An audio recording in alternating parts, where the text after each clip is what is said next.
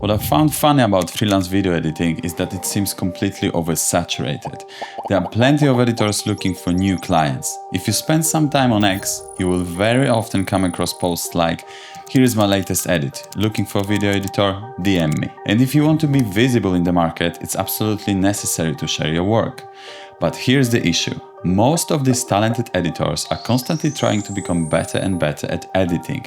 They're competing with each other by creating more impressive visuals and effects, while often neglecting the things that actually matter most to clients. I used to think exactly the same way.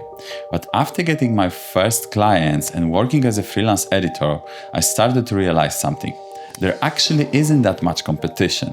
Not because there are not enough editors, but because most editors are competing in the wrong areas. I know that because I was one of them. I thought becoming a better editor would automatically lead to better opportunities. But in reality, clients don't care that much about editing itself as long as your editing is good enough and you're able to communicate the message clearly. If I could go back to the beginning, I would focus on a few things that help me deliver a better service and build stronger relationship with my clients. The first thing is reliability. And to be honest with you, this isn't some big lesson I learned over time. I've always thought it was important. If someone is paying me to edit the content, the least I can do is deliver when I say I will. But the longer I've worked with clients, the more I've realized just how much depends on that. A late delivery can delay publishing, affect the whole content pipeline, and ultimately create unnecessary stress for the client. Of course, I want my edit to look and sound as good as possible, but even more than that, I want to make sure I always deliver on time. Believe me, you will build trust with a client much faster by being reliable than being technically skilled. I'm not saying skill doesn't matter, because it does. It's the foundation of your service. I wouldn't hire anyone without it. But if I were a creator, I would rather work with a reliable editor with decent skills than a brilliant editor who disappears for 3 days without saying a word. The next thing is communication. And honestly, this is probably one of the biggest parts of the business. First of all, if you don't feel confident communicating in English, work on that. It changes a lot.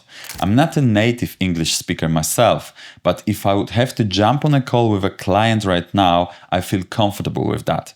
And as a creator, I wouldn't hire someone I couldn't communicate with clearly. It's not about having a perfect accent or sounding eloquent, it's about clarity. The client needs to understand you, and you need to understand the client. Once that's sorted, communication doesn't stop after the first call. Before starting a project, I like to make sure everything is clear. What's the price? How many revisions are included? What's the deadline? What style is the client looking for? What are they actually trying to achieve with the video? One thing I've never done is receive footage, disappear for a few days, and come back with a finished video. I prefer to keep the client updated throughout the process. Even a quick message can make a difference. The client wants to know what's going on. And if there is a problem, don't hide it. Be honest about it and find a solution together, because the problem will usually come out sooner or later anyway. Even more important than understanding the creator is understanding the audience they're trying to reach. This is the point where flashy effects start to matter less and less. I've seen plenty of videos where the creator's message was actually clear, but the edit made it harder to understand. I'm talking about videos where there is text on almost every word, sound effects every few seconds, constant zooms and constant stimulation. It's really annoying and exhausting to watch. Everything is designed to make the video look retention driven.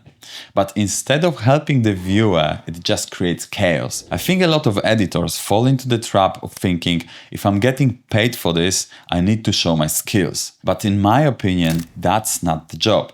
The job is to help the viewer understand the message. Sometimes that means creating something impressive, and sometimes it means doing almost nothing at all.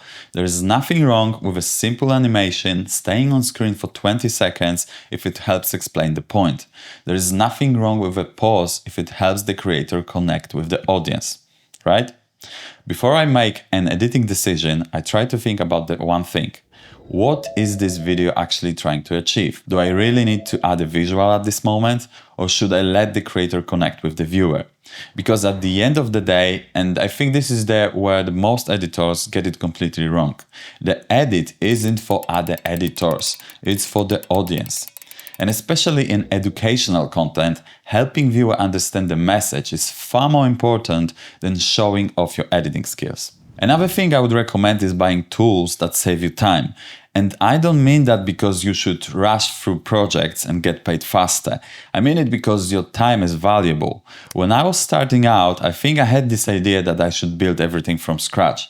Every animation, every transition, every effect. But the more I edit, the more I see that not everything needs to be reinvented every time. There are people who specialize in creating presets, templates, transitions, and motion graphics. They have spent hundreds of hours building these products. That's the specialty. So instead of spending 3 hours recreating something myself, I would often rather buy it and focus my time somewhere else. If you're using DaVinci Resolve, creators like Greg Edits Videos, Jake Whip, Victor Grubbe have built some fantastic products. I have no affiliation with any of them. I just use the products because they are genuinely good. Now, that doesn't mean you should never build anything from scratch. Sometimes creating a custom animation or motion graphic is exactly what the video needs. Sometimes that's the best way to explain an idea or help the viewer understand something. But I don't think building everything from scratch should be the goal. The goal is helping the viewer understand the message. If a preset does the job, use it. If a custom animation does the job better, then build it. What matters is the outcome, not how many hours you spend creating it. One thing I've noticed is that nothing creates more value than giving your client peace of mind. They don't want to babysit the editor. They don't want to wonder whether the project is on track. They don't want to spend the evening checking for mistakes that should have been caught already.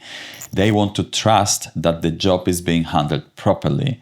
That's why I always try to check everything before sending a video for review. Is the spelling correct? Are there any glitches after rendering? Is the audio level where it should be? And most importantly, have I missed anything obvious? One thing I always do is watch the entire video at normal speed after rendering. Every single time. It's a simple habit, but it's amazing how many small mistakes you can catch before the client ever sees them. This might seem like small details, but they are part of the job. Because as editors, we are not just delivering a video, we're taking responsibility for part of the creator's business. The editing process can take hours.